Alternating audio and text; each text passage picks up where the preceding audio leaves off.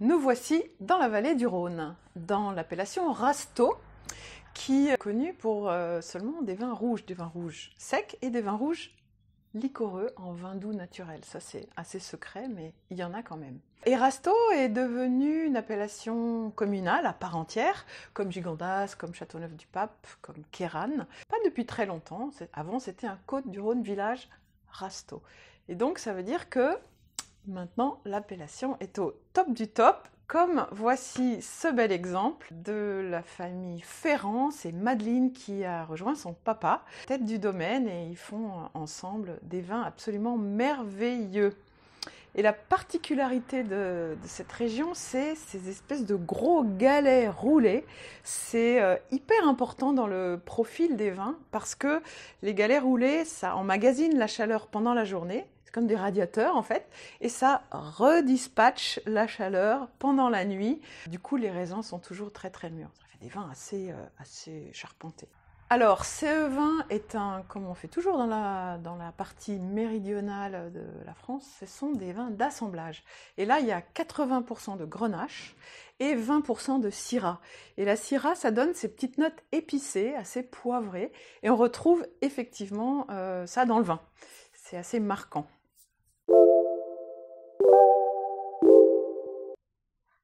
Eh ben effectivement, on a le fruit qui est apporté par le grenache, hein, ça donne des arômes plutôt de fruits, et la syrah qui donne ces petites notes épicées. Vraiment intéressant d'avoir les deux qui jouent une belle partition. Le nez est très aromatique. C'est intéressant de se rendre compte que là, on n'a pas du fruit comme on le croquerait. Par exemple, il y a beaucoup de framboises, mais c'est pas la framboise fraîche qu'on cueillerait directement du framboisier, mais plutôt de la liqueur de framboise. Ça montre à quel point le soleil donne de l'importance et de la puissance en transformant un petit peu le fruit frais en fruit, la liqueur de fruits, mais parfois c'est confiture, ce genre d'arôme. Alors, en bouche, regardez bien, hein.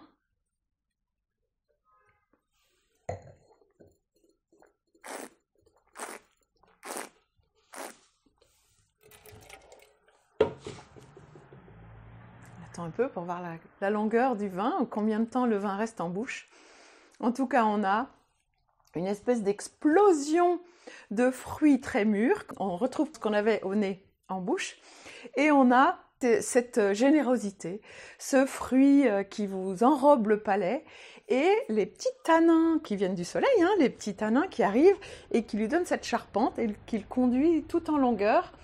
Et la fraîcheur, parce qu'on est quand même un petit peu en altitude, la fraîcheur qui ajoute encore une longueur de plus. Donc c'est vraiment un vin d'un équilibre merveilleux et vraiment qui laisse un impact assez impressionnant en bouche.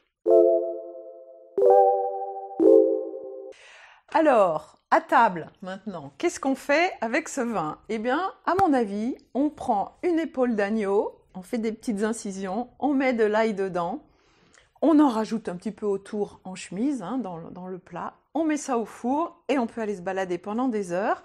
On revient au bout de 5, 6, 7, 8, 9 heures, peu importe. Et là, on a une épaule d'agneau confite avec cet ail qui s'est vraiment bien imprégné. Et donc, on a le Rasteau qui va enrober tout ça et qui va tenir tête à l'ail qui est quand même assez puissant. Si l'ail, c'est pas votre truc, ou l'agneau, c'est pas votre truc, il y a plein d'autres accords à faire, notamment avec des légumes, des gratins de légumes, des légumes rôtis. Si on ajoute un petit peu de romarin par-dessus, ou de sarriette, ou toutes ces jolies choses qui nous rappellent quand même les régions ensoleillées, ça ira aussi très très bien.